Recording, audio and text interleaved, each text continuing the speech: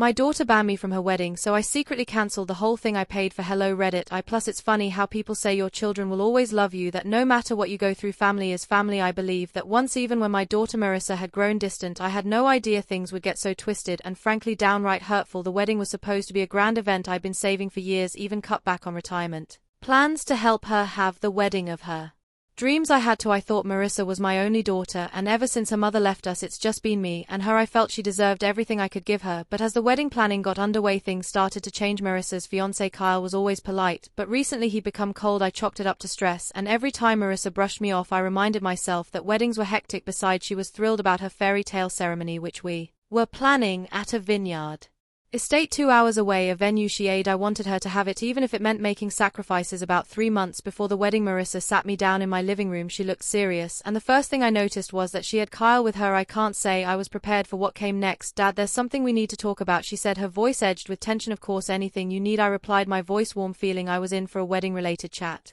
But then she said the words that shattered me. Dad, I think it would be best if you didn't come to the wedding. I stared at her, unable to comprehend why she looked uncomfortable, but remained firm. You and Kyle don't get along, and with everything that's happened I think it'll be better if you're not there. It'll be less disruptive. I tried to stay calm even as my blood boiled. Disruptive, Marissa, I've done everything to make this wedding perfect for you. Kyle stepped in, then looking me straight in the eyes. Look, Mr. Morrison, this isn't about the money. Marissa doesn't need the stress, and we both think it's best if you're just absent. I was stunned. After everything I'd done, the savings I drained, the late nights flipping through magazines for inspiration, and now my daughter was telling me I was an inconvenience. I could barely hold myself together as they left, and the door closed behind them with an air of finality. For the next few days I barely slept. I tried reaching out, offering to fix whatever had come between us, but she was unresponsive. Then a week later I found out through her cousin that Marissa had been telling everyone I'd refused to report her wedding, and that she'd asked me to stay away because of how I treated her and Kyle. A part of me cracked that day. Something I didn't know could break. I wasn't allowed at my daughter's wedding. I was a villain in her eyes. I thought to myself, if she didn't want me there, why was I still holding everything up? Why was I paying for this grand event I wasn't welcome?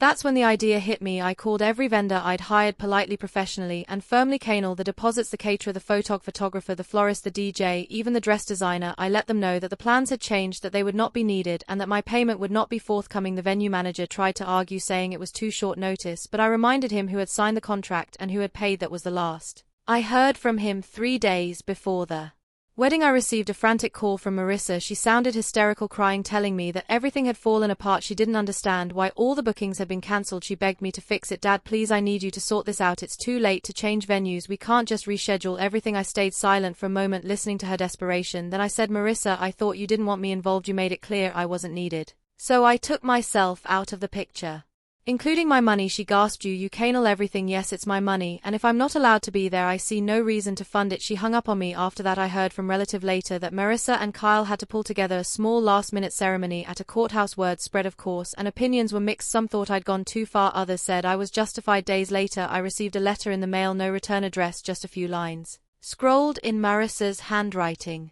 Dad, you've proven I was right. You always make everything about yourself. I never want to see you again. I held the letter in my hands, feeling the weight of the words she'd left for me, and for the first time I wondered if maybe in trying to give her everything I'd lost her completely.